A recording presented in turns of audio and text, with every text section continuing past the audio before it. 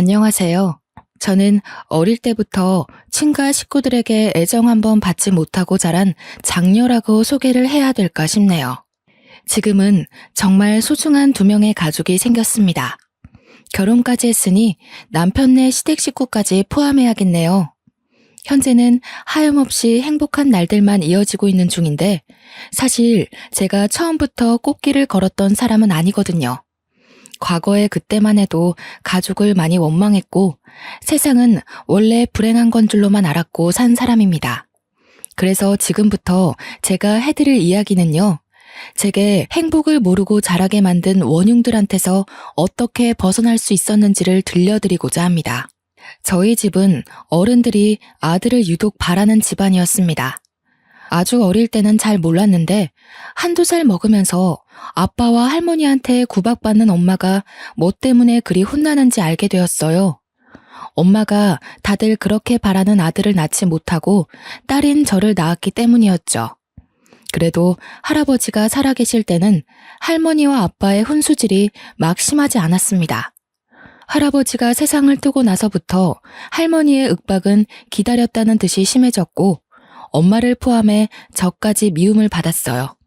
제가 완전 아기였을 때는 당연히 기억이 안 납니다. 조금 크고 나서 생각한 건데 아마 엄마 아빠는 뱃속에서 제 성별이 드러나자마자 저를 가지고 많이 싸우지 않았을까 싶어요. 이유는 당연하잖아요. 내가 딸이기 때문이었죠. 오직 그 이유 하나가 하루하루 집안이 풍비박산 되어가는 유일한 근거였습니다. 제가 보기엔 할머니도 할머니지만 엄마의 배우자인 아빠가 참 너무했다고 봤는데요. 당시에 아빠가 더 미웠던 건 할머니는 같이 사는 게 아니라서 많이 안 만나기도 했고 아빠가 엄마에게 아들 못 낳는 귀신이라며 막대하는 걸 매일 봤기 때문이에요. 엄마에게만 향하던 아빠의 불같은 화살이 제게 튀기까지 그리 길게 걸리지 않았는데요. 제 기억으로 아빠가 저를 안아준 적은 단 한 번도 없었습니다. 아빠는 항상 저한테 들어가는 모든 돈을 아까워했고 오히려 엄마한테 주던 생활비를 끊기까지 했어요. 때문에 엄마는 따로 알바를 하면서 제 초등학교를 보낸 걸로 알고 있습니다. 저는 초등학교 때부터 집안 돌아가는 분위기를 눈치챘어요. 개학을 앞두고 마지막 일기를 쓰고 있을 때 아빠가 술 먹고 들어와서 엄마에게 호통치는 걸 들었거든요. 야, 이 옆했네야. 집에서 식충이처럼 밥 축낼 시간에 아들 낳게 해달라고 기도라도 하란 말이야. 고작 딸 하나 낳고서 밥이 목구멍으로 넘어가냐? 넘어가냐고. 몇 번을 말해. 그게 내가 원하는 대로 되냐고. 나만 문제 있어? 아들씨 못 부리는 당신도 잘못 있는 거 아니야? 하늘이 정해주는 걸 나더러 뭘 더 어쩌라고. 이 썩을 년이 건방지게 어디서 큰 소리야? 그러니까 네 말은 지금 내 탓이라는 거냐? 내 씨가 뭐가 어쩌고 저째? 이 돼지 같은 년이. 아빠는 거의 매일 술을 마시고 들어와서 엄마한테 시비를 걸었습니다. 손찌검도 빠지지 않았고요. 방문을 닫고 있는 제 방에 고스란히 그 다툼이 들릴 정도로 컸어요. 엄마는 스트레스를 주로 먹는 걸로 해결했는데요. 그렇다고 살이 찌거나 덩치가 큰 게 아니었거든요. 아빠가 술 취해 쓰러져서 모르겠지만 엄마는 먹었던 음식을 새벽에 모두 토해내고 말아요. 제가 한번 싹 자지도 않고 가서 등 두들겨주면 엄마가 괜찮다고 얼른 들어가서 자라고 해서 잘 알고 있어요. 아빠는 잘 알지도 못하면서 맨날 엄마가 밥 먹고 있는 걸로 큰 소리를 많이 쳤습니다. 그때마다 제 속은 아빠를 향한 원망으로 가득 채워져 갔죠. 이 모든 불행이 단지 엄마가 아들을 못 낳아서라는 게 그 어린 나이에 저는 진짜 이해가 안 갔습니다. 엄마라고 아들을 안 낳고 싶은 게 아니잖아요. 누구보다 엄마가 가장 간절할 거란 말이에요. 아들 만들고 싶다고 뚝딱 만들어버리는 게 임신이면 세상 어느 천지 부부가 자녀 성별로 울고 웃고 하겠습니까? 제가 보기엔 스트레스 때문에 애가 더 안 생기는 것 같았어요. 할머니 아빠가 하도 자기 가문 씨말릴 셈이냐고 협박했고 그 때문에 엄마는 아빠와 원치 않는 관계를 이으며 노력 많이 했습니다. 손 놓고 있었던 게 아니라고요. 그런데도 생기지 않는데 어떡합니까? 당시 제일 괴로웠던 건 분명 엄마였는데 그럼에도 얼른 아들을 임신하길 원하셨어요. 한 번은 엄마도 임신이 되지 않는 게 걱정되어 저를 데리고 산부인과를 간 적이 있었습니다. 병원에서 엄마한테 너무 스트레스가 과도해서 몸이 아기 집을 만들 만한 건강을 못 갖췄다고 하는 거 있죠. 그래도 어쩝니까? 그 집을 나오지 않는 이상 스트레스와 함께 살아야 하는데 엄마는 스트레스 때문에 임신이 잘 안 된다는 걸 아빠 할머니한테 숨겼습니다. 알려봤자 그 사람들이 바뀔 것 같지도 않으니 그냥 이렇게 살다가 끝까지 아들 못 만들면 그대로 살겠다고 단념을 했어요. 그렇게 그 사실을 저만 알고 있는 상태에서 제가 중학생이 되었는데요. 그때까지도 엄마는 아빠와 할머니한테 한결같이 아들 소리로 괴롭힘을 당하며 지내왔습니다. 제가 학교를 다니다 보니 자리를 비워야 해서 엄마를 지켜주는데도 한계가 있더라고요. 아주 어릴 땐 아빠가 무서워서 엄마를 도우지 못했지만 중학생이 되었을 땐 저도 제 나름대로 신념과 생각이 있어서 아빠한테 대들 용기가 생기는 겁니다. 한날 하교하고 돌아왔는데 아빠가 또 엄마를 괴롭히고 있더라고요. 바로 엄마를 제 뒤로 숨기며 겁없이 아빠를 맞섰죠. 엄마가 아들을 못 낳는 게 아니라 아빠가 못 낳게 만들고 있다는 생각은 안 해? 아빠가 맨날 술 먹고 엄마 쥐잡듯이 잡는데 어떻게 애가 생기겠어.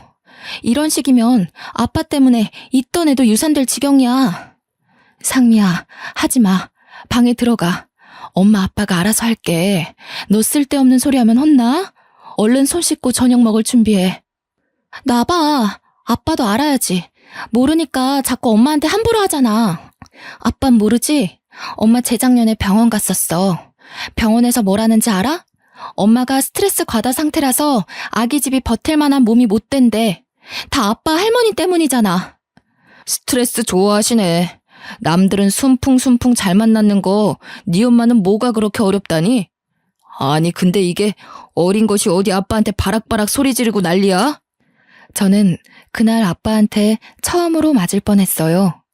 엄마가 서둘러 아빠를 막지 않았다면 지금보다 더 씻을 수 없는 상처가 남았겠죠. 엄마가 저보고 방에 가라고 소리쳐서 저는 그 자리를 피할 수 있었습니다. 원래 아빠가 저한테 욕은 해도 손찌검은 안 했는데 솔직히 저도 그날 아빠 손이 올라오는 걸 보고 좀 많이 놀랐어요. 그리고 동시에 실망도 컸습니다. 그래도 아빠라고 생각해서 제가 노력하면 언젠가 아빠를 변화시킬 수 있지 않을까 하면서 한 번씩 관계 회복을 위해 애쓰기도 했거든요. 그날 후로 저는 아빠에게 딸로서의 마음을 다 접어버렸습니다. 부모 자식 간의 마지막 애정을 완전 놓아버리니 아빠를 향한 제 마음에 남은 건 분노와 원망밖에 없더군요. 저는 사춘기의 히스테리를 아마 아빠한테 제일 많이 부렸던 것 같아요. 엄마를 괴롭힌다 싶으면 자다가도 뛰어가 아빠한테 대들었으니까요. 그래도 아빠는 제가 악바리 근성으로 막아대니 엄마한테 손찌검하는 걸 줄이긴 하더라고요. 여전히 한숨 쉬고 욕하는 건 마찬가지였지만 그동안에 비하면 엄마를 덜 함부로 했습니다. 스트레스 과다 때문에 아기 집이 불안정하다고 하니 그 말에 살짝 겁먹은 듯한데 진작에 말해줄 걸 싶더군요. 엄마도 참 제 엄마지만 당시에는 어린 마음에 엄마가 너무 바보 같다고 생각했습니다. 대체 왜 아빠 할머니한테 휘둘리는지 모르겠는 거예요. 제가 이렇게 살지 말고 아빠 할머니 버리고 도망가자고 했는데도 엄마는 저를 타이르기만 했어요. 아들만 낳으면 아빠도 안 그럴 거야. 너 처음 가졌을 때 아빠가 얼마나 좋아했는지 알아? 내가 아들인 줄 알아서 그랬다면서. 할머니가 딸이 확실하다는 태몽을 꿨다면 나 엄마 지금처럼 똑같이 찬밥 신세였을 거야. 엄마는 아빠와 할머니의 본색이 어떤지 알면서도 제게는 그 사실을 자꾸 미화시켰습니다. 그러면서 하는 말이 엄마 아픔을 위로해주는 건 너무 기특하고 고마운데 식구를 너무 원망하지 말라고 하네요. 사춘기가 오기 전에 저는 제가 행동거지를 잘못하면 괜히 엄마가 욕먹을까봐 일부러 더 아빠 할머니한테 예의를 갖추고 살았거든요. 근데 할머니 아빠한테는 제가 잘하고 못하고가 중요한 게 아니더라고요. 그때부터 저는 느꼈어요. 이 사람들은 충분히 원망의 대상이 되어도 되는 사람들이라고. 제게는 이미 마음속에서 정리되기 시작한 사람들이었습니다. 엄마는 그러지 말라고 했지만 그것만큼은 엄마 말을 따라줄 수가 없어서 저는 계속 버릇없이 굴었어요. 그 뒤로도 엄마는 아빠와 임신을 하기 위해 계속 노력을 했습니다. 그러다 한 해를 넘기기 전에 기쁜 소식이 들려왔는데요. 이번엔 엄마가 정말 임신을 하게 된 거죠. 태어난다면 제게는 띠동갑도 넘는 동생이 생긴 것이기도 했고요. 막상 동생이 생긴다니 저도 오랜만에 뜬구름 같은 기분을 느꼈어요. 여동생이든 남동생이든 다 예뻐해줄 자신이 있었지만 이왕이면 남동생이길 바랬습니다. 저도 할머니 아빠 말처럼 해주기 싫은데 한편으론 엄마가 아들을 낳아서 그들에게 그만 인정받기를 원했거든요. 성별을 확인할 수 없는 시기에는 할머니 아빠가 엄마한테 폭언을 조금 삼갔는데요. 겨우 얻은 아이를 혹시나 유산하게 되면 안 되니까 조심하는 듯 했습니다. 그렇다고 환대를 하는 건 또 아니었어요. 행여나 뱃속의 아이가 딸일 경우 할머니와 아빠는 엄마를 가만두지 않으려고 벼르고 있었으니까요. 아마 저를 아들로 착각해서 기뻐했던 것처럼 김칫국 마시지 않기 위해서 참고 기다리는 것 같았어요. 저희는 원래 한 달에 한 번 할머니 집에 가서 밥을 먹곤 했는데요. 한날은 식사 자리에 할머니 아빠가 엄마한테 하는 말이 참 가관이었습니다. 애기 성별 정확히 하려면 한 20주 정도 걸린다더라. 애미 너 이번에도 딸이면 그만 우리 아들이랑 이혼하거라. 나도 더 늙기 전에 딴 여자 찾아서 대를 이어야겠소. 이러다 우리 집안 망하겠네. 이게 지금 손녀고 딸인 제 앞에서 할 소리인가요? 엄마도 자식 앞에서 체면이 있는데 그런 모욕을 대놓고 들었으니 얼마나 속상하겠습니까? 그렇잖아도 엄마는 들고 있던 숟가락을 부들부들 떨며 눈물을 떨구고 있는 겁니다. 그러면서 숟가락을 식탁에 탁 내려놓더니 평소와 다르게 할머니께 조금 큰 소리를 내었습니다. 어머님, 정말 너무하세요. 당신도 진짜 사람 아니야. 어떻게 사람을 성별로만 판단해요? 그깟 돼 있는 게 뭐가 그렇게 중요한데요? 막말로 제 아이 태어나고 어머님은 얼마나 사실 수 있는데요? 돌아가시고 나면 그만인 거지. 대를 잇고 못 잇고가 죽고 나면 대체 무슨 상관이냐고요. 뭐야? 말하는 싸가지가 뭐 이래? 어디서 안 하던 짓을 하고 있어? 너 지금 애 하나 생겼다고 유세 부리는 거냐? 쫓겨나고 싶니? 네, 유세 좀 부려볼게요. 어머님도 이딴 게 아들이라고 엄청 유세 부리시잖아요. 저는 그러면 안 되나요? 적어도 제 아이들은 어머님 아들보단 다 잘날 거예요. 당신 미쳤어? 우리 엄마한테 무슨 말버릇이야? 그리고 뭐? 이딴 게 아들? 이게 임신했다고 오냐오냐 해줬더니 확 그냥. 그때 아빠가 엄마를 향해 숟가락을 올리는데 예전 같았으면 바로 내리쳤을 것을 엄마의 임신 때문인지 그냥 때리는 신용만 하더라고요. 아빠가 분을 삭히며 열을 내고 있는 순간 그때 시모가 식탁 위에 있는 동치미 국물을 엄마한테 뿌렸습니다. 엄마 옷이 동치미 국물에 쫄딱 젖고 말았죠. 기어오르는 것도 정도가 있지. 네가 뭐라도 된 것 같으냐? 너는 그냥 우리 집안 후손을 낳아줄 기계일 뿐이야. 며느리 대우라도 받고 싶었나 본데 착각하지 말거라. 애미애비 없는 년은 이래서 안 돼. 저는 외할머니 외할아버지가 없어요. 제가 겨우 2살일 때 두 분 다 뇌출혈로 돌아가셨다고 들었습니다. 그래서 할머니가 제 엄마한테 한 번씩 애미애비 없는 년이라고 생각 없이 툭툭 던졌는데요. 제가 저때 사춘기 절정이었다고 말하지 않았습니까? 그래서 인정사정이 없는 상태였거든요. 저는 할머니의 몰상식한 행동에 참지 않고 자리에서 일어나 식탁에서 가장 비중이 컸던 아구찜 접시를 들었습니다. 할머니 얼굴에 사정없이 냅다 뿌려버렸어요. 접시에 늘러붙은 콩나물까지 손으로 싹싹 긁어서 던졌고 할머니 옷에다가 더러워진 손을 닦았습니다. 할머니가 기어오르는 사람한테 이런 식으로 하길래 저도 한번 해봤어요. 기분 나쁘세요? 알면 작작하세요. 한 번만 더 우리 엄마 건들면 저 더한 짓도 할 거예요. 그 아구찜도 엄마가 입덧으로 생선을 힘들어했는데 할머니가 자기 아들 좋아하는 음식이라고 무시하고서 준비한 거였어요. 저는 경악하는 할머니 얼굴을 똑바로 마주하면서 겁도 없이 노려봤습니다. 지금 돌아봐도 그때 저는 무척 거침이 없었다고 봅니다. 현재는 상상도 못할 용기거든요. 할머니는 빨간 국물이 범벅된 처참한 몰골로 소리를 아악 지르면서 절규했습니다. 1년을 도모아 샀던 분홍빛 원피스가 더럽혀졌다며 난리가 났네요. 여태 늙은 몸뚱이에 가려져 태가 안 살아서 몰랐는데 나름 값비싼 명품이었나 보더라고요. 야, 너 이 기집애 할머니한테 무슨 짓이야? 오늘 아주 둘이서 쌍으로 사람 열받게 하네? 네가 엄마 몫까지 대신 감당할래? 아빠가 자리에서 벌떡 일어나 저를 때리려는 걸 엄마가 막는 바람에 아빠 눈싸움만 했는데요. 저는 이제 아빠가 무력을 행사하려고 해도 무섭지가 않더라고요.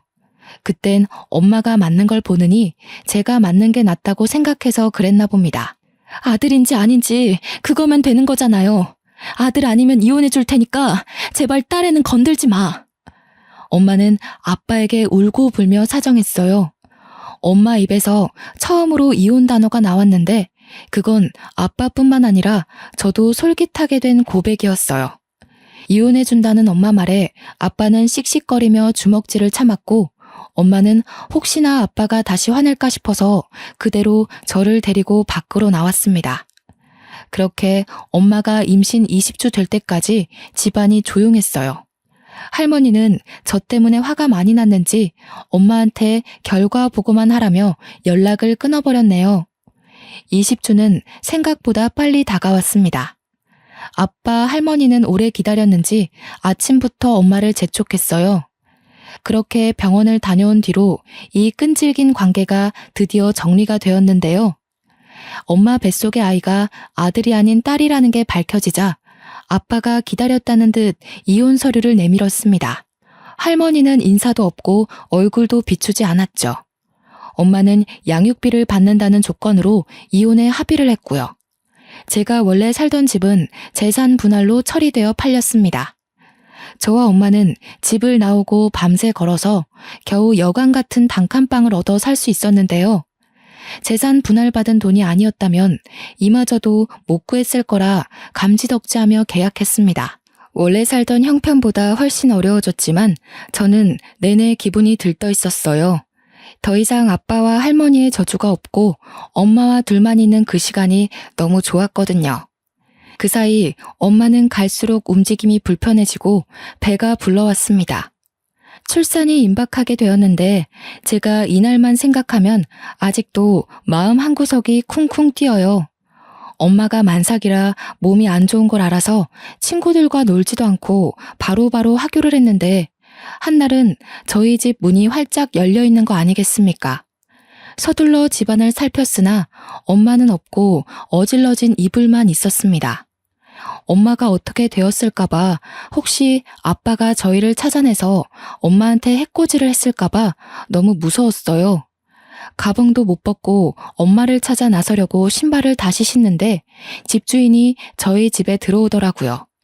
저는 바로 주인 아줌마를 붙잡고 엄마를 봤냐고 여쭤봤죠. 그럼 너희 엄마야 받고 말고. 지금 내가 데리고 있어. 엄마가 너 지금쯤 하교할 시간이라고 봐달라고 하더라. 이리 와라. 네 동생 태어났다. 너무 예쁘더라. 집주인은 본래도 마음씨가 좋은 분이세요. 저희 사정을 알고서 방세도 10만 원 낮춰서 해주셨거든요. 집주인 아줌마께서 평소에도 만삭 엄마가 혼자 있는 걸 신경 쓰며 한 번씩 집에 들려주곤 했는데 마침 엄마가 진통이 온 걸 봤다고 하는 겁니다.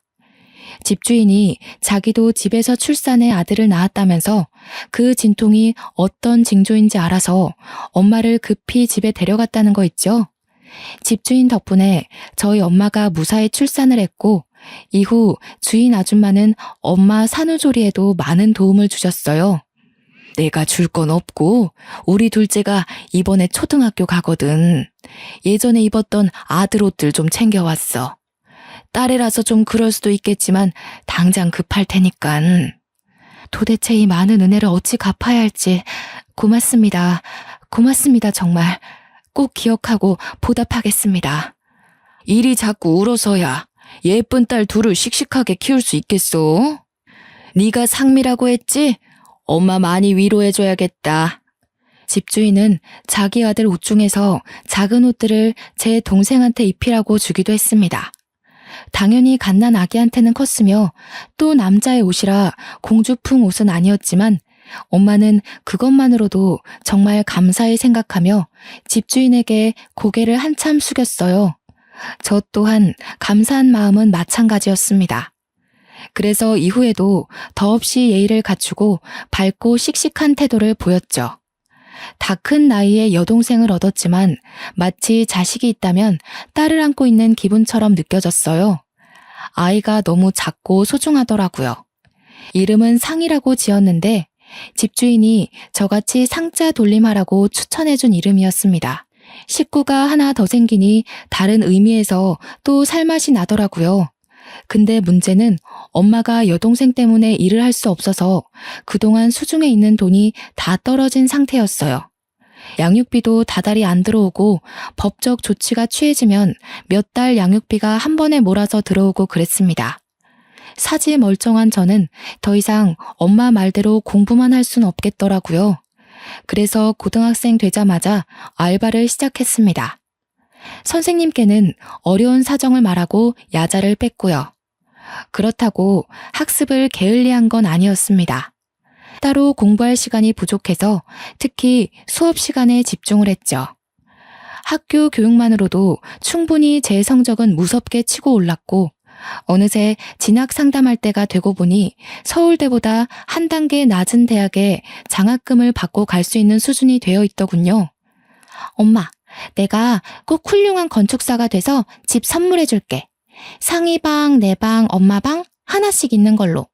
엄마는 어떤 집에서 살고 싶어? 아이고, 무슨. 엄마는 바라는 거 하나도 없어. 해준 것도 없는데 네가 이만큼 잘 커준 것만으로도 충분히 선물 받은 기분이야. 엄마 신경 쓰지 말고 그냥 공부만 열심히 해줘. 또 이런다. 내가 왜 공부 열심히 했는데 엄마 상이 같이 살 집 만들고 싶어서 건축과 간 거란 말이야. 엄마는 저를 기특하게 여겼지만 정말로 어떤 걸 크게 바라지는 않았습니다. 엄마 성향을 알기 때문에 저는 엄마가 괜찮다고 해도 밀어붙일 생각이었어요. 그래서 엄마가 쉬엄쉬엄 하라는 말에도 뭐든 최선을 다해 임하고 집중하며 지냈습니다. 저는 대학을 다니면서도 알바를 자처해서 열심히 돈을 벌었고 그 돈을 전부 엄마한테 생활비 하라고 보내줬습니다. 덕분에 엄마는 그 돈으로 상이를 어린이집까지 보내면서 키울 수 있었어요. 참 청춘이었네요. 저도 제가 이렇게 목표만 보고 무섭게 달릴 수 있는 사람인지 몰랐거든요.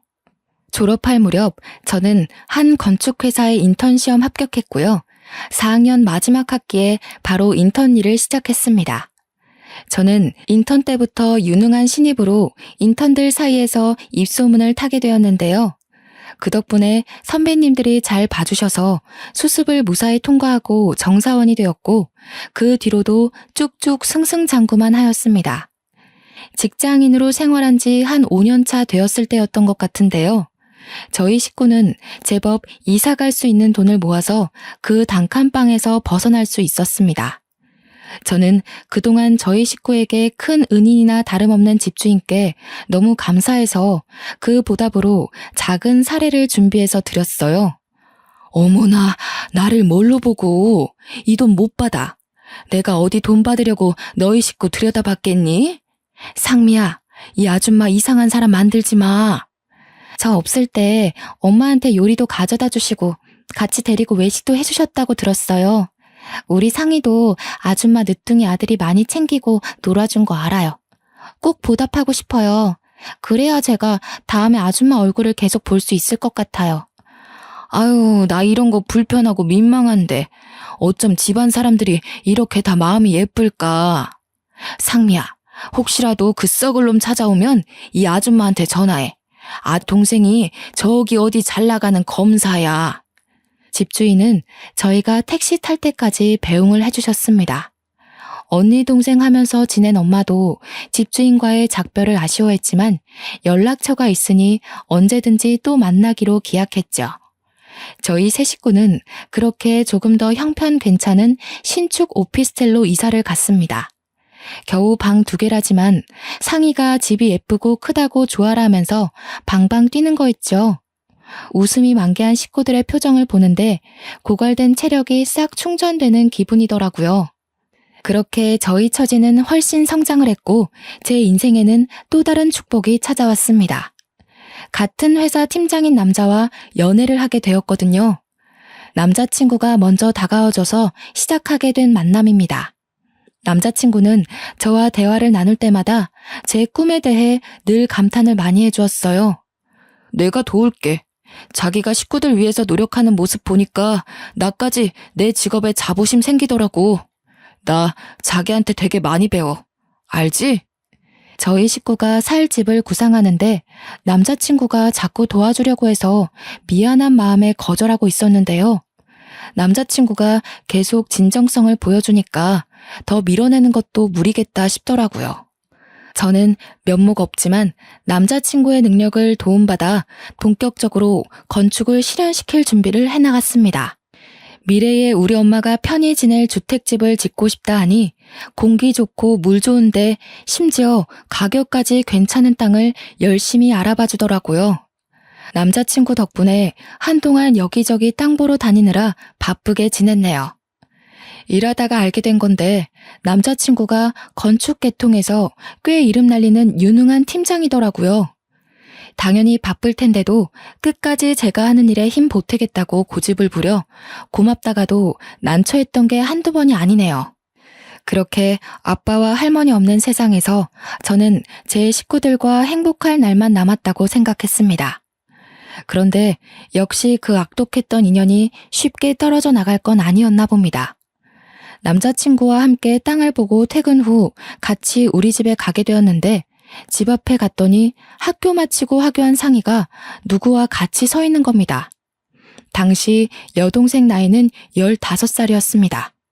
누군가 싶어서 상희를 따로 부르지 않고 남자친구와 함께 다가갔는데요.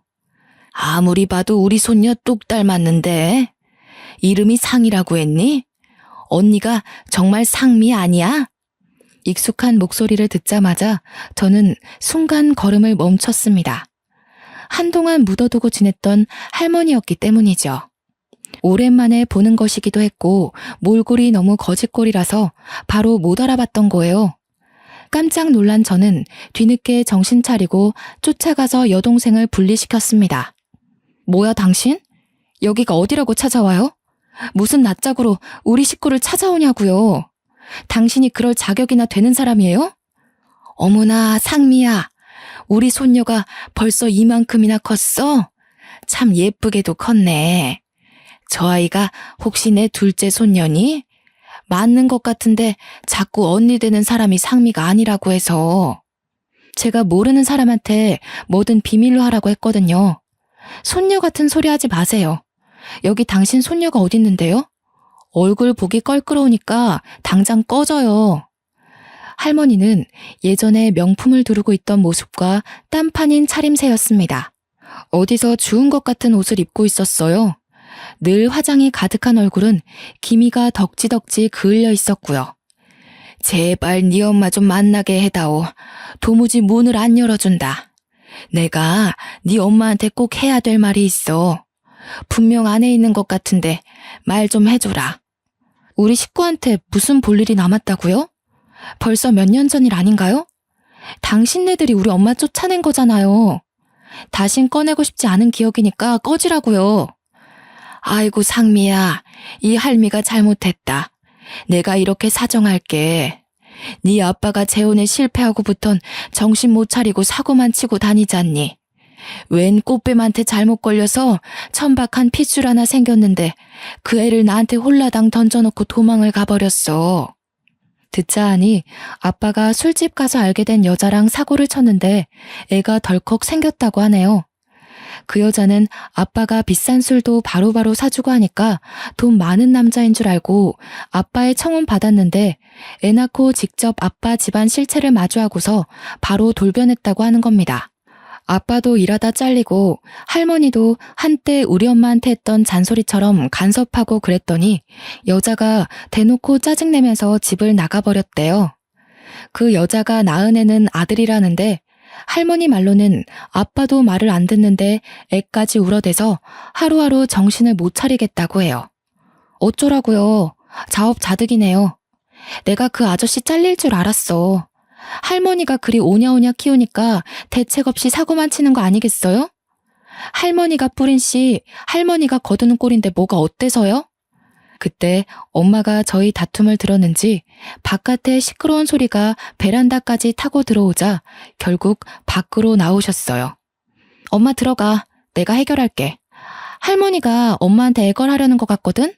엄마 마음 약한 거 알고 기어코 찾아내서 부탁이라도 하려고 그러나 봐. 아니야. 내가 한마디 해야 이 늙은이가 다신 걸음 못하지. 상미 너는 동생이 손님 데리고 먼저 집에 들어가 있어라. 할머니는 화가 나서 내려온 엄마에게 달려가 급히 손 붙잡았습니다. 저는 엄마 혼자 두고 갈 수 없어서 남자친구에게 여동생을 데리고 먼저 올라가라고 부탁하고 엄마 옆을 꼭 지켰어요. 그렇게 원하시던 손자 보셨잖아요. 천박한 핏줄이든 버려진 혈육이든 당신이 바라는 대로 대가 이어진 거 아닌가요? 어린애가 떼쓰는 것도 아니고 이랬다 저랬다 뭐 하는 겁니까? 이제 와서 아쉬우세요? 그렇게 무시하던 딸 집안에 무릎이라도 꿇고 싶나 보죠? 그래, 꿇으라면 꿇을 수 있어. 그러니까 상미애미야, 화난 거 충분히 이해한다.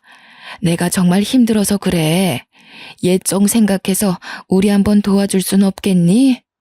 지금 이러시는 거 용서가 아니라 목숨 구걸하는 걸로밖에 안 보이거든요. 당연히 힘드셔야죠. 그렇게 떠받들던 아들이 손자한테 발목 잡히신 기분 느끼셔야죠. 말년에라도 그 융통성 없는 신념이 무너질 수 있어서 참 다행이네요. 남은 생 아들들이 주는 복 실컷 받으려고 그런가 봐요. 팔자라고 생각하고 사세요. 엄마는 그대로 저를 데리고서 집에 돌아왔습니다. 할머니가 뒤따라 쫓아와서 몇 번을 문을 두들겼지만 엄마는 경찰 부르기 전에 꺼지란 소리만 하며 문을 열어주지 않았어요. 그리곤 나중에 기척이 없자 그대로 소금을 들고 나가서 집 주위에 뿌리더군요. 새집 기운 망친다면서 정말 꼼꼼히도 뿌렸습니다.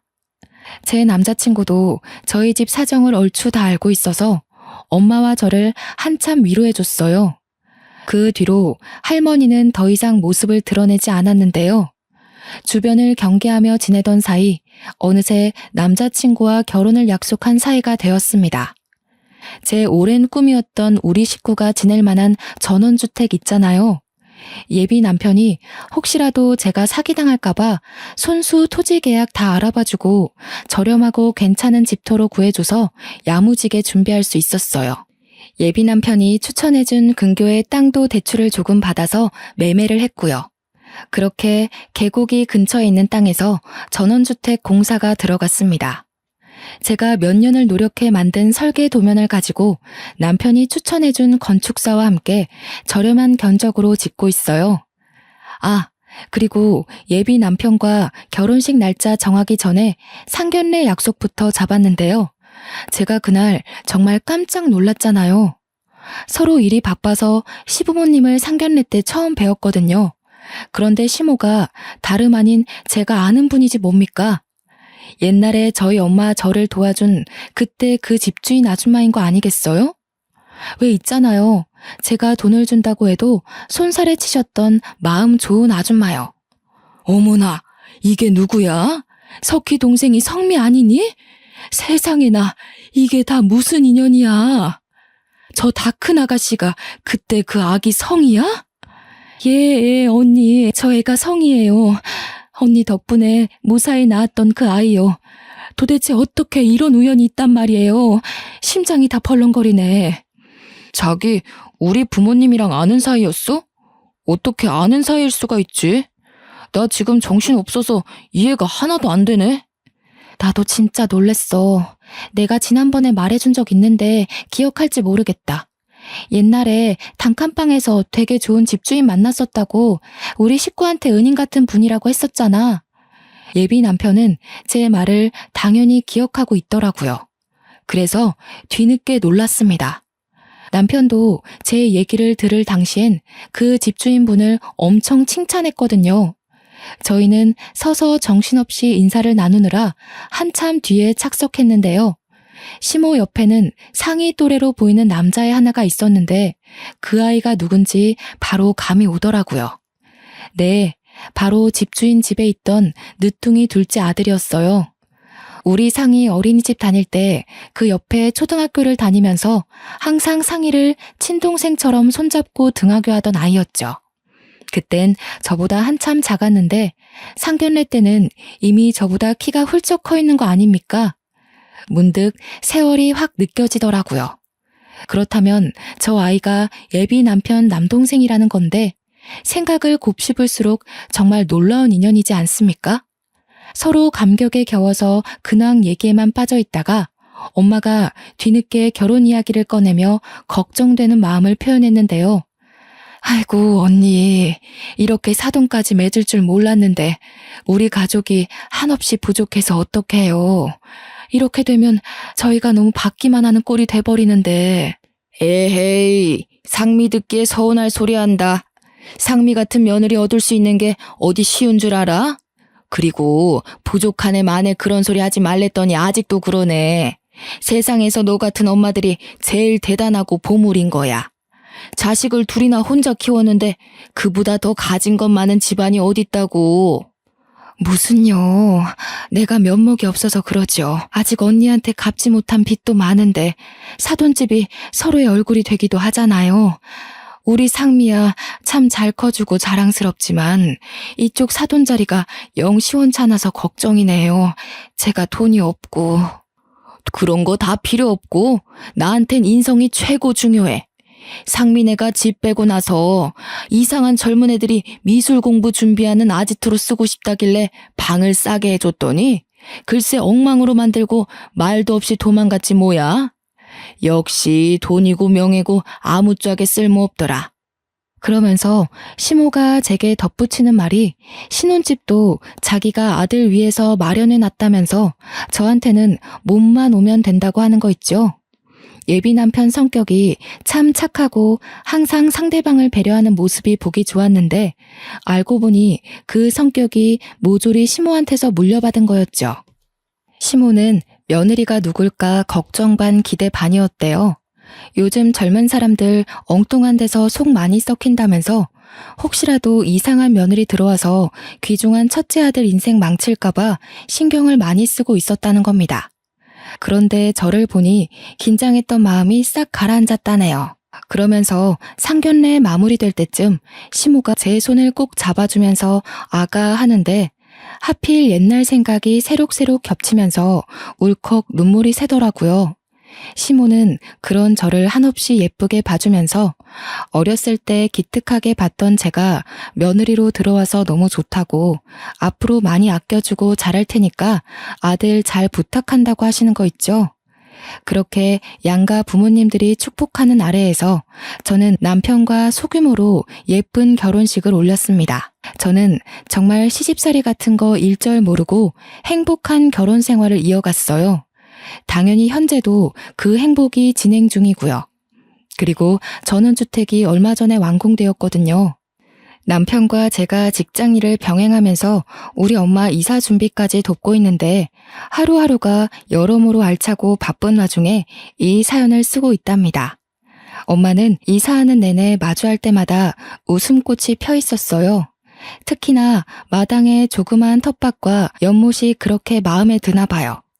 아직 내부에 정리할 게 한참인데 갈 때마다 손수 키운 농작물이 금붕어 샀다면서 자랑하시더라고요. 얼마나 귀여운지 모릅니다. 남편도 자기 장모님의 웃음이 좋은지 귀찮을 법도 한데 엄마가 하는 모든 말에 대응을 잘해주는 거 있죠.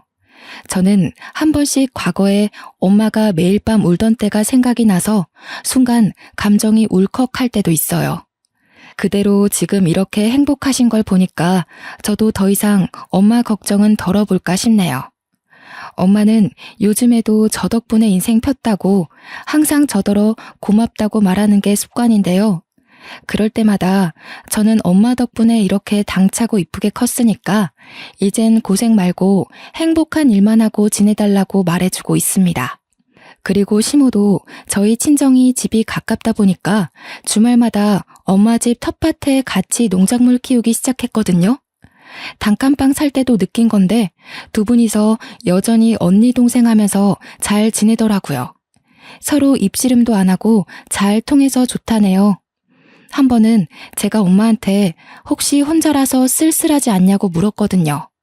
그랬더니 엄마 말로는 성의도 있고 또 사돈이 심심할 때만 온다더니 지금은 평일 내려오고 있는데 너무 즐거워서 같이 놀다가 잠까지 자고 간다고 하네요. 학창시절 때 친구들이 집에서 떠들고 놀다가 밤을 보내는 것 같은 기분이라네요.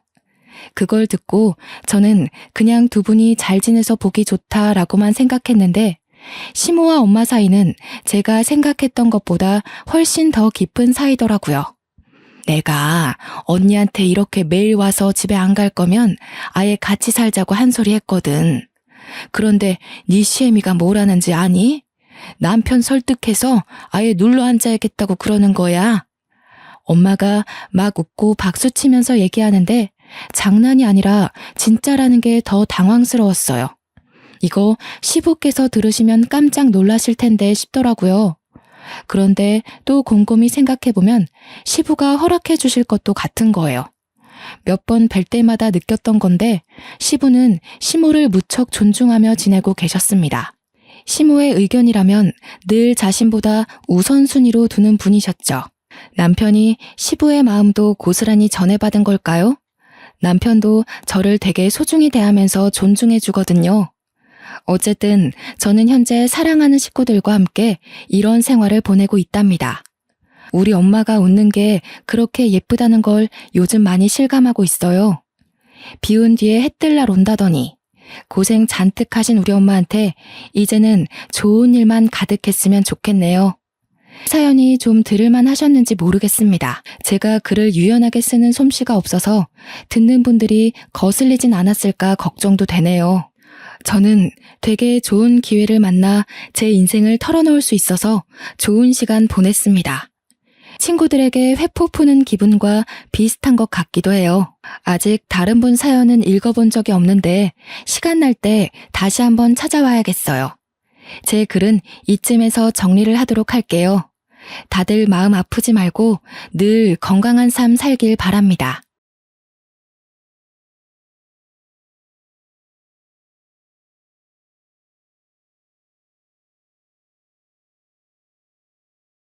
안녕하세요.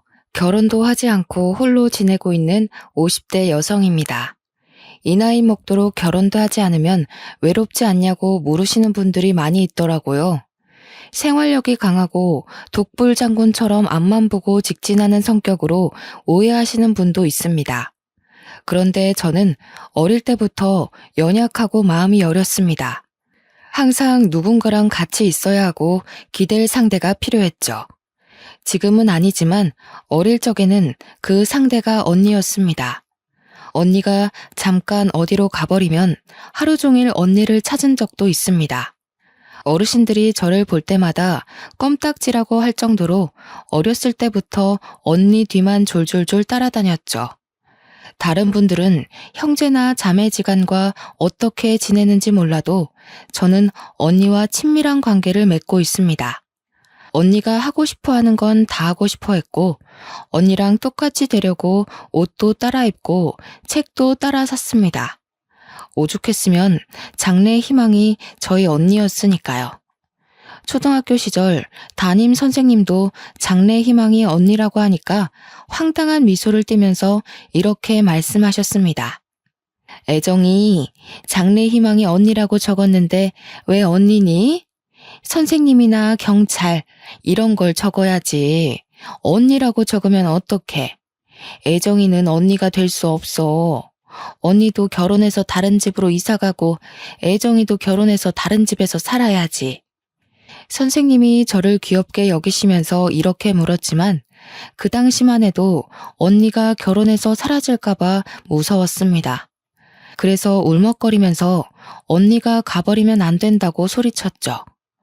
선생님이 당황스러워 하시면서 결혼해서도 같이 살라고 달래셨지만 나이를 먹어갈수록 같이 살 수는 없을 거라는 예감이 들었습니다. 저희 부모님은 물론 이웃집 사람들만 해도 결혼하고 나서도 언니와 같이 사는 사람이 없었거든요. 어른이 되면 언니랑 같이 살 수 없겠구나 우울해했던 기억이 있는데 정신 차리고 보니 정말로 언니와 살고 있네요. 언니가 결혼하고 나서 분가했지만 계속해서 저랑 부모님이 계시는 본가를 찾아왔습니다. 그 당시에 저는 20살이었고 저희 언니는 23살이었습니다. 저희 언니가 어린 나이에 결혼해 아이를 일찍 낳았습니다. 20대 초반에 시작했던 격리일도 그만두고 육아에만 전념했죠. 언니 말로는 회사 일보다 시댁살이가 더 힘들었다고 합니다. 시어머니랑 같이 살면서 갖은 고생을 다 하는 것 같았는데요. 제가 속상해할까봐 자세히 이야기해주지는 않았지만 제가 직접 목격한 것도 있었습니다. 언니가 시어머니를 피해 저희 집으로 와서 쉬고 있을 때가 있을 때였습니다. 갑자기 문 두드리는 소리가 들려서 밖으로 나가보니 사돈 어르신이 와 있었습니다. 에이, 그것 여기 있지? 뭐 한다고 자꾸 밖에 나가 있는 거냐, 어? 내가 잡아먹기라도 했어? 죄송해요. 잠깐 동생 얼굴 좀 보고 싶어서 그랬어요. 우리 하윤이가 이모 보고 싶다고 해서요. 언니가 서둘러 짐을 싸서 나서는데 너무 불쌍해 보였습니다. 결혼 전까지만 해도 늘 환하게 웃던 언니인데 결혼한 이후로 불행해 보였죠. 저한테 몰래 전화를 해서 울먹거리거나 보고 싶다고 말한 적이 많이 있었습니다. 지금이라면 사돈 어르신한테 그러지 말라고 말려보기라도 할 텐데 저도 나이가 참 어렸습니다. 그 모습을 보고만 있다가 언니를 떠나보내고 말았는데요. 어느 날은 언니가 새벽에 전화를 걸어와서 너무 힘들다고 하는 거 있죠. 잠을 자다가 그 전화를 받았는데 깜짝 놀라서 잠이 다 깼습니다. 언니가 흐느끼는 소리를 듣자마자 잠옷 차림으로 언니의 시댁으로 달려갔습니다. 언니가 슬그머니 시댁을 빠져나와서는 제게 다가오는데 무슨 귀신이 다가오는 줄 알았습니다. 시어머니가 언니를 어찌나 괴롭혔는지 사람이 반쪽이 되어 있더군요. 그런 언니가 흐느적 걸어오더니 제게 미안하다고 했습니다. 여기까지 오게 해서 미안하다면서 희미하게 웃고 있는데 그 미소가 어찌나 슬퍼 보이던지요. 제가 왜 울었냐고 묻는데도 운 적이 없다고 거짓말을 하더라고요. 저는 아직까지 어둠 속에서 안개처럼 보이는 언니의 미소가 생각납니다. 여러분은 그런 미소를 보신 적이 있으신가요? 사람이 금방이라도 쓰러질 것 같은 미소였습니다. 제가 그 뒤로는 전화를 해서 시댁에 무슨 일이 있는지, 몸 상태는 어떤지 물었습니다.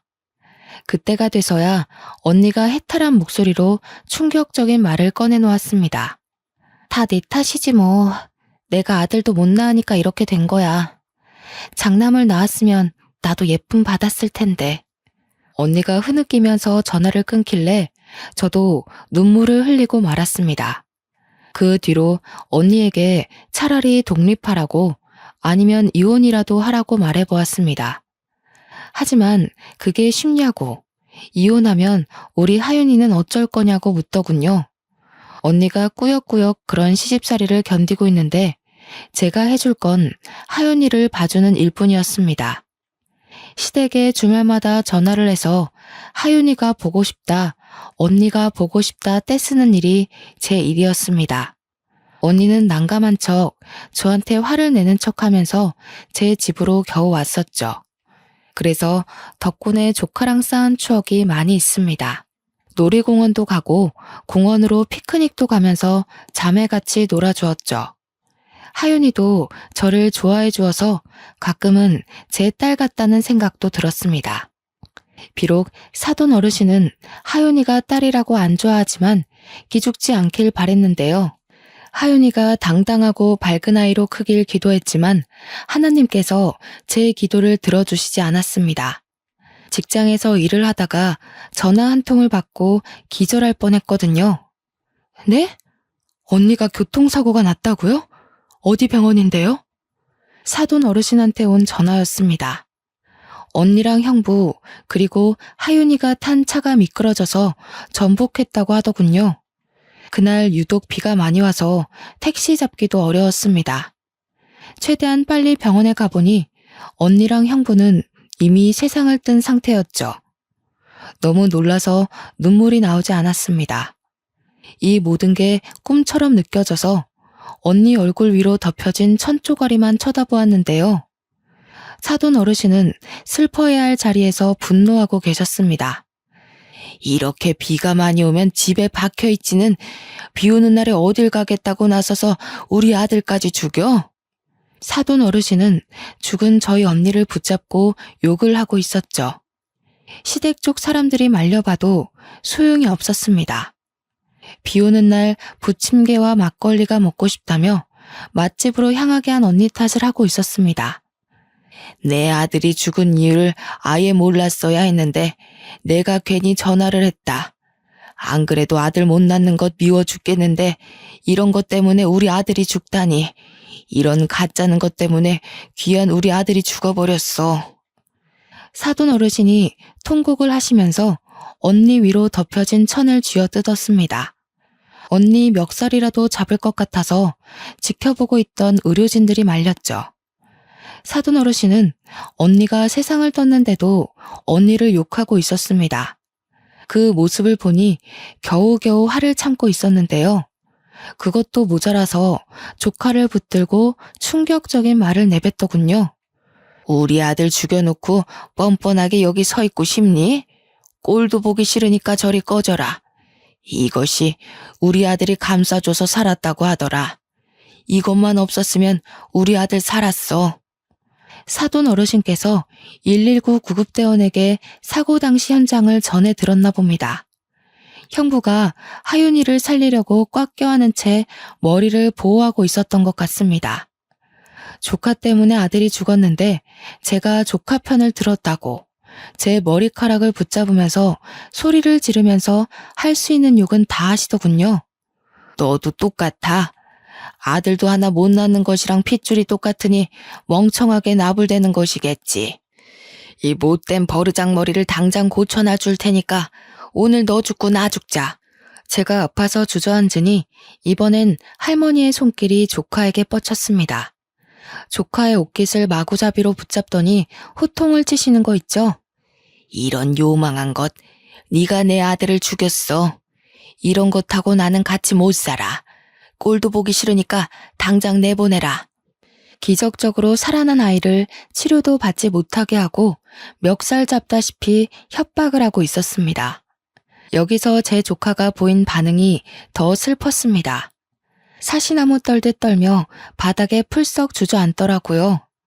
애가 어찌나 놀랐는지 울지도 못하고 속으로 눈물을 삼키고 있었죠. 저는 그런 하윤이를 감싸 안은 채 사돈 어르신과 떨어뜨려 놓았습니다. 그만하세요.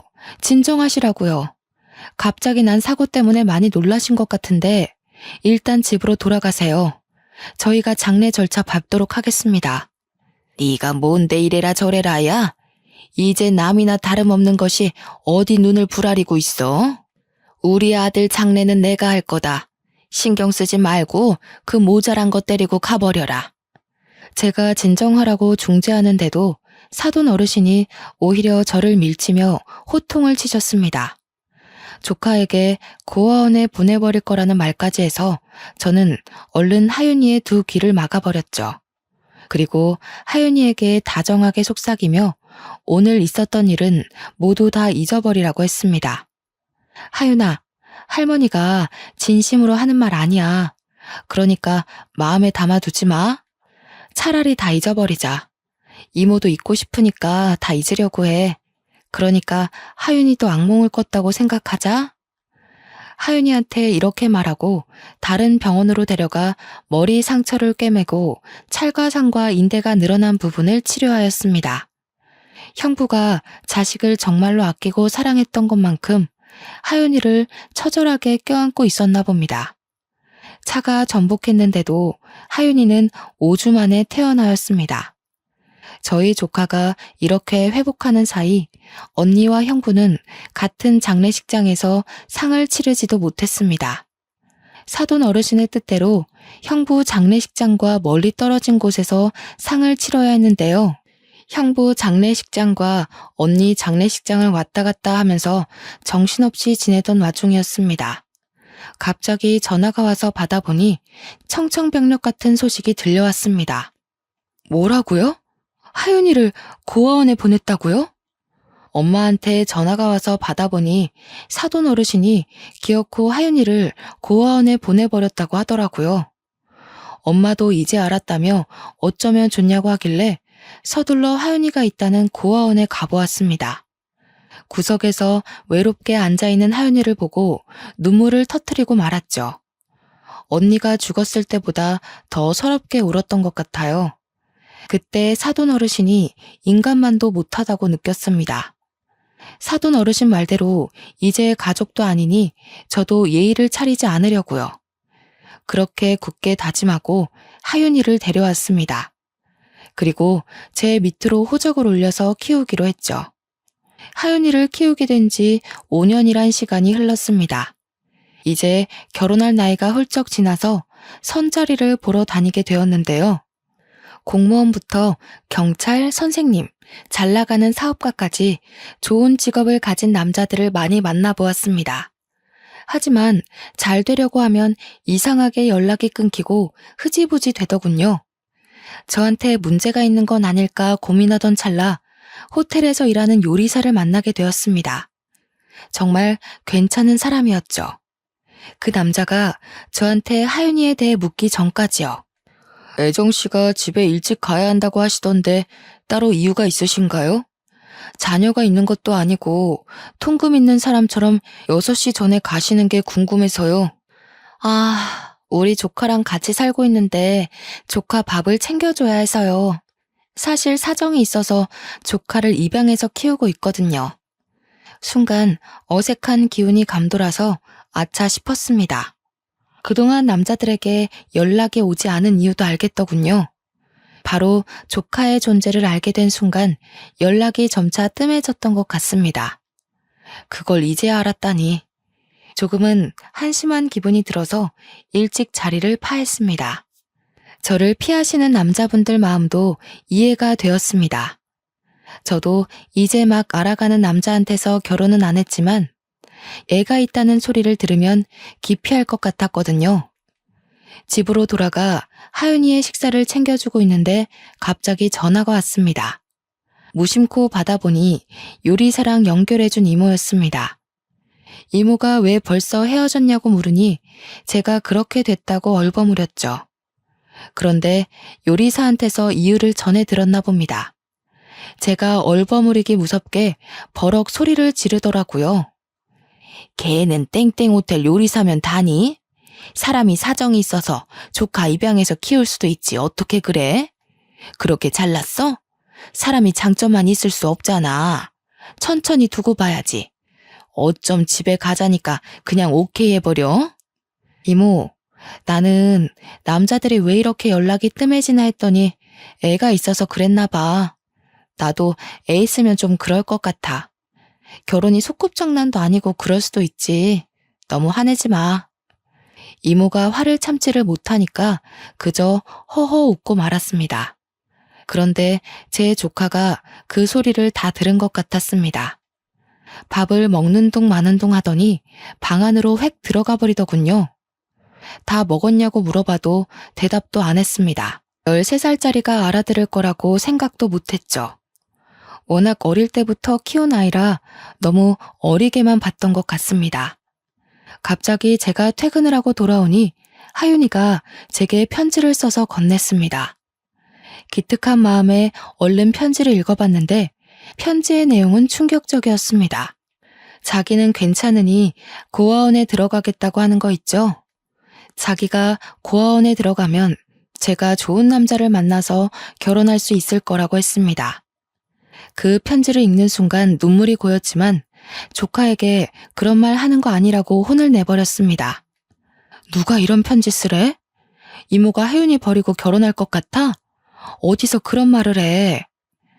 따끔하게 혼을 냈더니 조카가 엉엉 울어버리더군요. 그런 조카를 꼭 껴안으며 결혼을 포기하기로 마음먹었습니다. 조카가 있어서 떠날 남자라면 평생을 함께할 가치도 없다는 생각이 들었고, 결혼하는 것보다 조카랑 같이 있는 삶이 더 소중해 결혼하지 않기로 한 것입니다. 물론 이런 저를 이해해주고 결혼하겠다고 나서는 남자가 있다면 결혼식을 올릴 테지만 그런 남자는 보이지 않았죠. 그래서 그 뒤부터 어른들이 만들어준 선자리에 나가지 않았습니다. 그 시간에 조카를 위해 돈을 벌거나 조카와 지내는 시간을 늘렸는데요. 그렇게 열심히 살다 보니 조카가 어느새 고등학생이 되어 의대를 목표로 하기 시작했습니다. 제가 의대 가라고 강요한 것도 아닌데 코피를 쏟을 정도로 공부를 하였습니다. 아침 일찍 일어나 등교하기 전에 간단하게 영단어를 외우고 밥 먹으면서 교과서를 훑어보고 있더라고요. 조카 말로는 점심시간에도 밥을 빨리 먹는다고 들었습니다. 얼른 교실로 돌아와 공부를 하려고요. 저도 그렇고 언니도 그렇고 어렸을 때 그런 적이 없었는데 도대체 누굴 닮았는지 완전히 책벌레가 다 되어 있었습니다. 어느 날은 늘 전교에서 1등인 녀석이 5등을 한 날이 있었습니다. 저는 컨디션이 안 좋으면 그럴 수 있다고 위로해 주었는데요. 오히려 자기가 성을 내면서 과외를 붙여주라고 하더라고요. 아무래도 학년이 올라갈수록 애들이 사교육에 집중하는 모양이었습니다. 그동안 과외나 학원 없이도 공부를 곧잘 잘해내던 조카 녀석이었는데 승부욕이 올랐는지 제게 부탁을 다하더군요. 하윤이가 뭘 해달라고 한 적은 처음이라서 학부모들한테 수소문해서 유명한 과외 선생님을 붙여주었습니다. 저희 조카가 똑똑한 것도 있지만 과외를 받으니 성적이 쑥쑥 올랐습니다. 그 뒤로 1등을 놓친 적이 없었죠. 그러다 조카가 쓰러진 날이 있었습니다. 회사에서 일을 하다가 전화를 한 통 받았는데 저희 하윤이 담임 선생님이더군요. 하윤이가 수업을 듣다가 쓰러져서 병원에 있다고 하길래 바로 달려갔습니다. 선생님이 알려주신 땡땡 병원으로 가보니 하윤이가 링거를 맞고 누워있더라고요. 그 뒤로 제가 한약도 지어주고 쉬엄쉬엄 공부하라고 몇 번이나 강조하였습니다. 혹시 몰라 제가 몰래 지켜보고 있는데 하윤이가 잔다고 해놓고 새벽에 일어나서 몰래 공부를 하고 있었습니다. 이러니까 픽픽 쓰러지는 거라고 책을 빼앗아서 재운 적도 여러 번 있었죠. 이렇게 독하게 공부를 하니 서울대 의대에 들어갈 수밖에요. 우리 하윤이가 서울대 의대에 들어간 소식을 어떻게 들었는지 사돈 어르신이 찾아오셨습니다. 마음 같아서는 사돈 어르신인 거 알게 된 순간 내쫓고 싶었지만 그럴 수 없었습니다. 현관문이 열리자마자 밀고 들어오시더니 제 뒤에 서 있는 하윤이를 보시더라고요. 하윤이가 서울대 의대에 들어갔다며? 다른 자식도 아니고 죽은 우리 첫째 아들 자식인데 내가 챙겨줘야지. 하윤아, 나 기억하니? 할머니잖아. 8살까지 애지중지 키워주던 할머니. 그 말을 들은 순간 억장이 무너졌습니다. 하윤이를 버리겠다고 고아원에 보내놓을 땐 언제고 이렇게 찾아오다뇨. 게다가 하윤이는 할머니를 기억하지 못하는 것 같았습니다. 쭈뼛거리며 다가가더니 꾸벅 인사를 건네더라고요. 사돈 어르신은 그런 조카를 보고 좋다고 미소 짓더니 원래부터 자상한 할머니였던 척 껴안기까지 하였습니다. 아유, 우리 하윤이 보고 싶었다. 하윤이도 할머니 보고 싶었지? 그동안 어떻게 지냈니? 할머니가 그동안 사는 게 힘들어서 이렇게 늦게 왔다. 이번에 의대에 들어갔다며? 할머니가 다 지원해 줄 테니까 독립하고 싶으면 말해라. 등록금이랑 생활비도 대줄게. 사돈 어르신이 조카에게 핸드폰을 달라고 하더니 연락처를 입력해 놓았습니다. 아무것도 모르는 조카 녀석은 그저 좋아라 하더군요. 저한테 입양 온 후로 외가 쪽 식구들이랑 교류하지 않고 쭉 지내왔으니 반가웠을 겁니다. 그 모습을 보니 너무 섭섭했지만 할머니가 버리려고 했다는 말을 할 수가 없었습니다. 얼마나 충격이었으면 그런 엄청난 기억을 다 까먹을까 싶었죠. 8살짜리가 겪었을 고통을 또 겪게 하고 싶지 않아서 입을 꾹 다물었습니다. 하지만 밤마다 이걸 조카한테 말해줘야 하나 말아야 하나 고통 속에 시달렸습니다.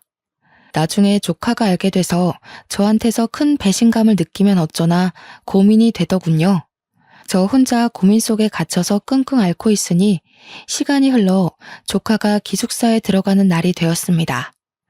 간단하게 짐을 싣고 학교 기숙사 쪽으로 가려고 했는데요.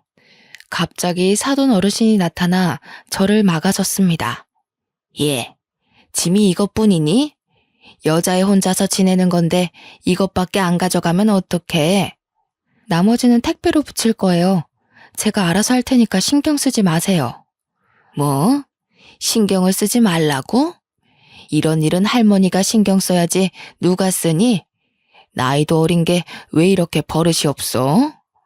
마음 같아서는 욕짓거리를 내뱉고 싶었지만 조카가 있어서 참았습니다. 사돈 어르신은 제 차에서 짐을 빼내더니 기어코 자기 차에 실어서 조카를 끌어당겼습니다. 조카가 제발 따라가지 않길 바랬는데 자연스럽게 사돈 어르신 차로 옮겨 타더군요. 속이 부글부글 끓었지만 주먹을 꽉 쥐며 심호흡을 하였습니다. 제 차로 조카를 따라가 학교 캠퍼스는 어떤지 기숙사 환경은 어떤지 자세히 뜯어보았습니다. 하지만 조카는 할머니 곁만 졸졸 따라다니며 위주알고주알 이야기하고 있었죠.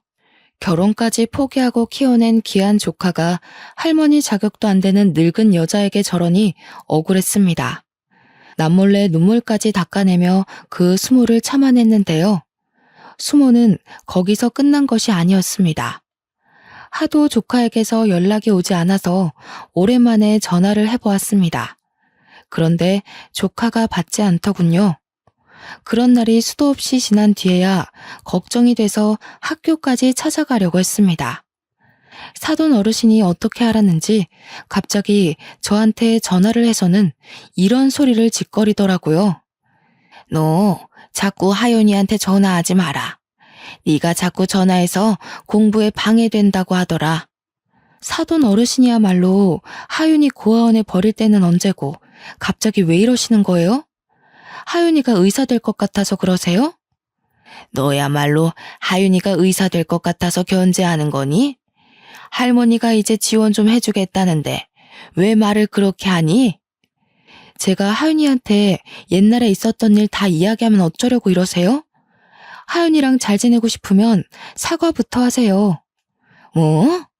하윤이한테 쓸데없는 소리 하지 마라. 왜 안 해도 되는 말을 하려고 해? 괜히 아픈 상처 건드려서 무슨 일을 치르려고. 그러다 걔 공부 안 되면 어쩌려고 그래?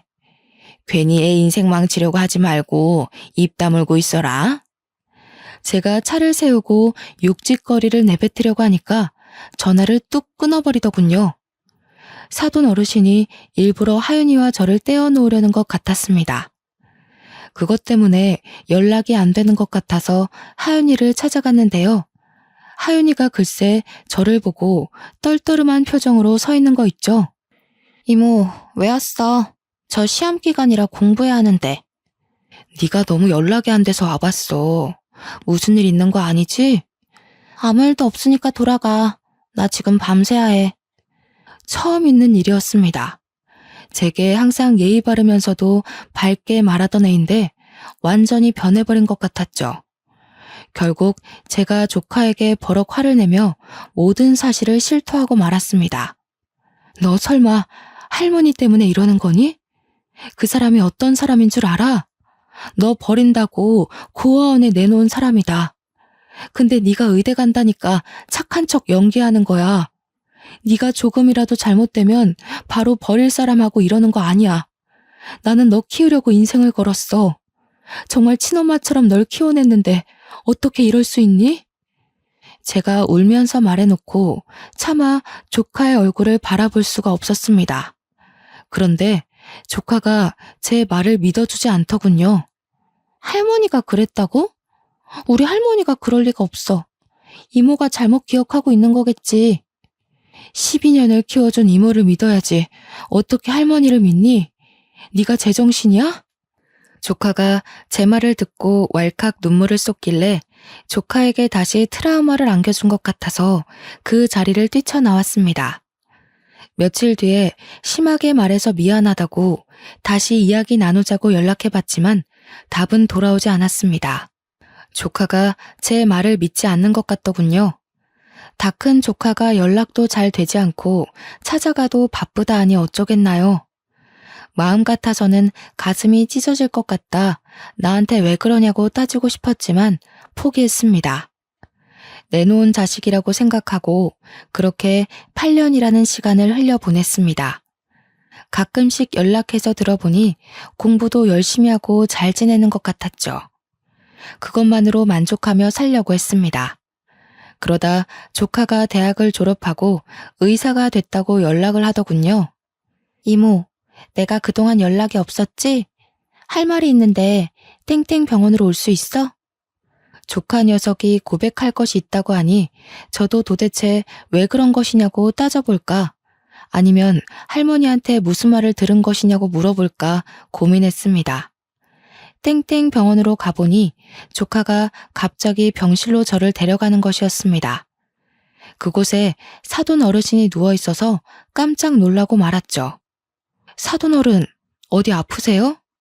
왜 저한테 말도 안 하고 하윤이 병원에 입원해 계세요? 내가 8년 전부터 췌장암에 걸렸는데 다시 재발하고 말았다. 이제는 다른 장기로까지 전이돼서 수술해도 살기 어렵다고 하는데 어쩌면 좋냐?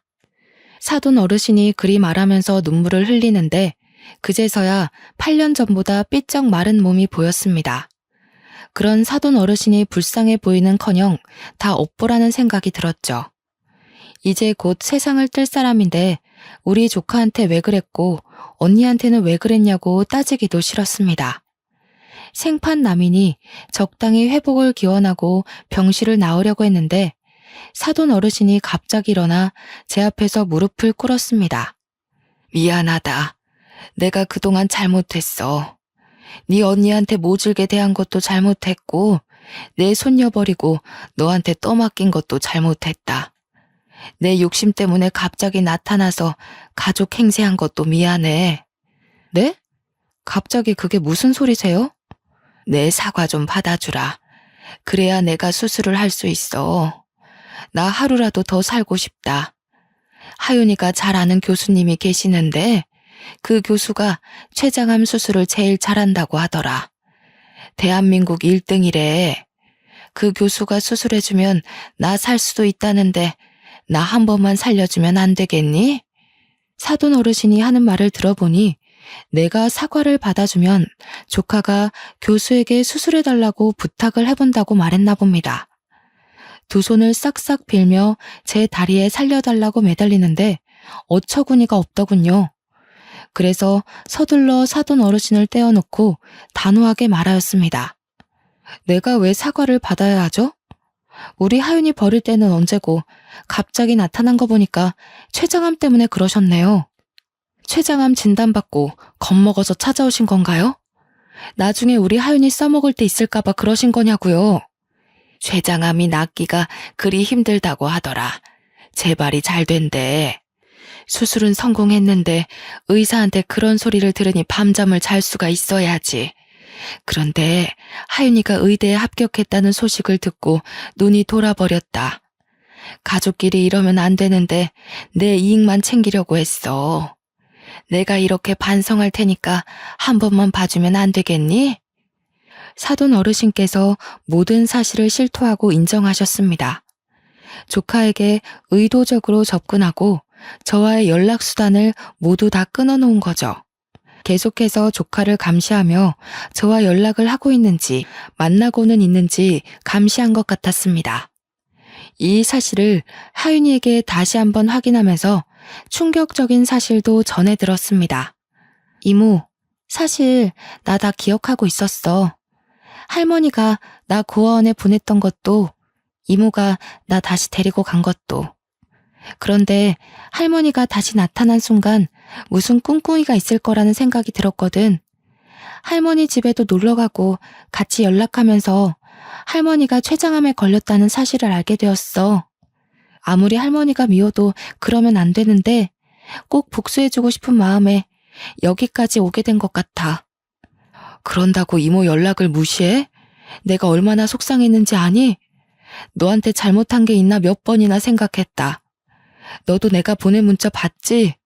그 문자들 보면 네 할머니가 무슨 말로 널 꼬셨나 불안했는지 알 거다. 그 문자들을 보고도 어떻게 연락 한 번 안 할 수 있니? 복수의 눈이 멀었어. 그래서는 안 되는데 밤마다 꿈에서 엄마가 나와. 그리고 할머니가 고아원에 버리고 가는 꿈을 꿔서 어쩔 수 없었어. 내가 코피 흘릴 정도로 공부 열심히 한 것도 할머니 생각에 분해서 그랬던 거야. 조카가 울먹거리면서 저명한 의사가 되어 아픈 할머니를 배신하는 꿈을 꾸고 있었다고 말하였습니다. 제가 연락 문제로 서운해하거나 저랑 멀어질 때마다 할머니의 몸이 약해져서 양로원에 입원시키는 상상을 했다고 해요. 복수를 다하면 다시 저를 찾아와 모든 사실을 털어놓으려고 했다고 합니다. 그 말을 듣는 순간 울분에 차 조카의 등을 내려치면서 소리쳤습니다. 아이고 이거사, 네 인생 망칠 수도 있는 짓을 왜 해? 그러다 의사 면허라도 박탈당하면 어쩌려고 그러냐고. 그럴 가치도 없는 인간이야. 이 인간이 아프든 말든 신경 쓰지 마. 제가 얼른 여기서 나가자고, 저 인간하고는 전혀 상관없는 사이로 지내자고 말하자 사돈 어르신이 제 발에 매달렸습니다. 아가, 이러지 말고 나 좀 받아오.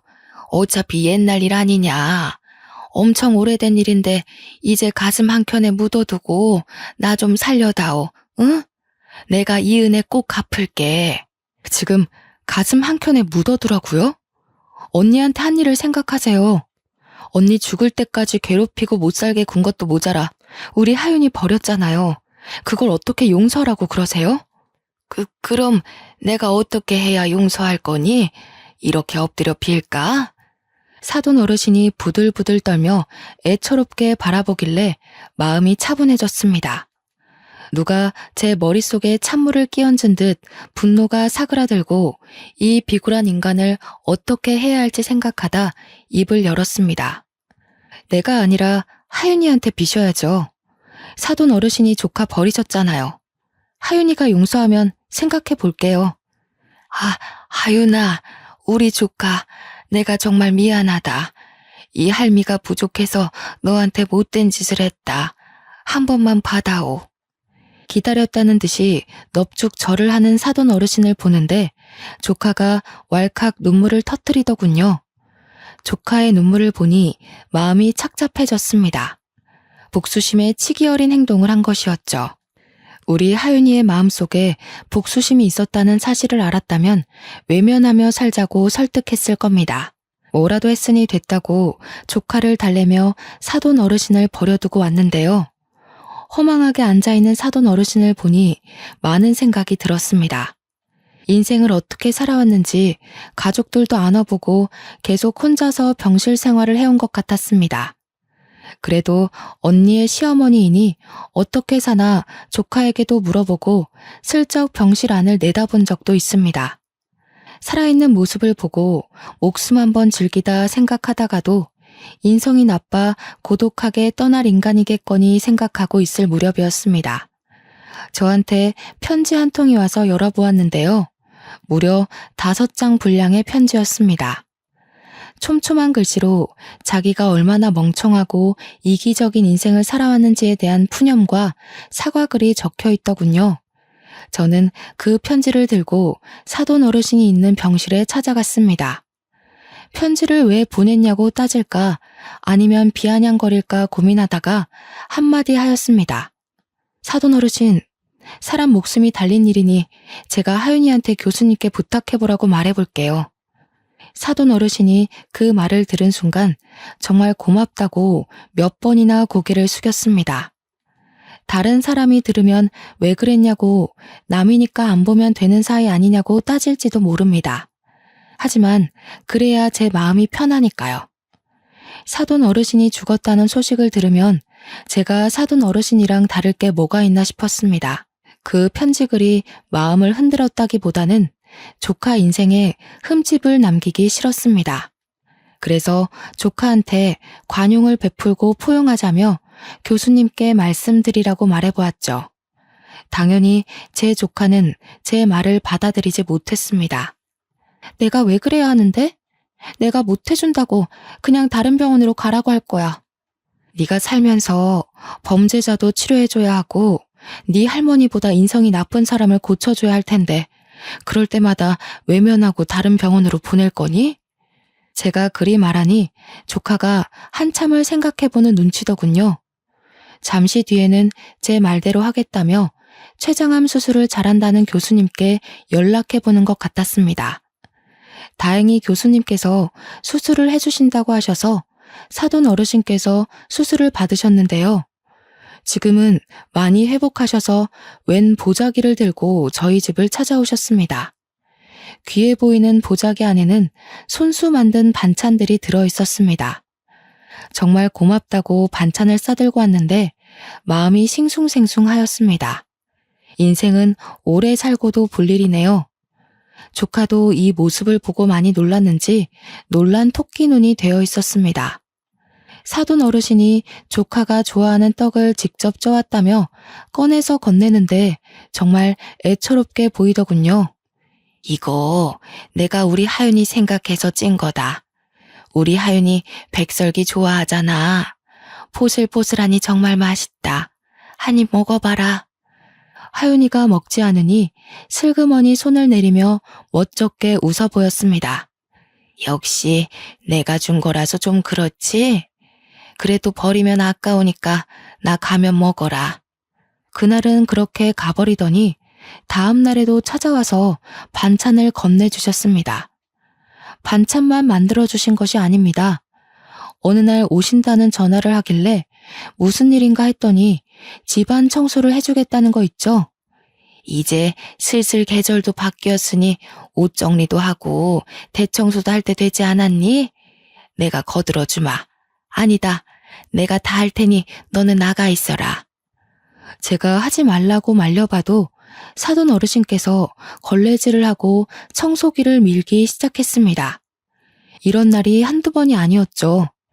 어느 날은 갑자기 오셔서 이불 빨래를 해놓고 가셨고 다리미질만 1시간을 하고 가신 적도 있습니다. 얼마 전에는 커튼이 더럽다면서 죄다 빨아놓고 가셨는데요. 그러면서 슬그머니 자기가 해놓은 반찬들도 놓고 가십니다. 오늘도 사돈 어르신이 해주신 반찬에 밥을 해먹다가 사연글을 보내보고 싶다는 생각이 들었습니다. 여러분들은 제 행동이 잘했다고 생각하시나요? 가끔 가다가 저희 가족들끼리 모이면 솔직한 생각들을 나눕니다. 하지만 하나같이 나라면 그렇게 안 하고 없는 사람 취급했을 거라고 하더군요. 여러분이라면 사돈 어르신께 어떻게 하셨을 것 같나요? 저보다 많은 것들을 알고 경험이 많으신 분들의 생각이 궁금합니다. 긴 이야기 들어주셔서 감사합니다.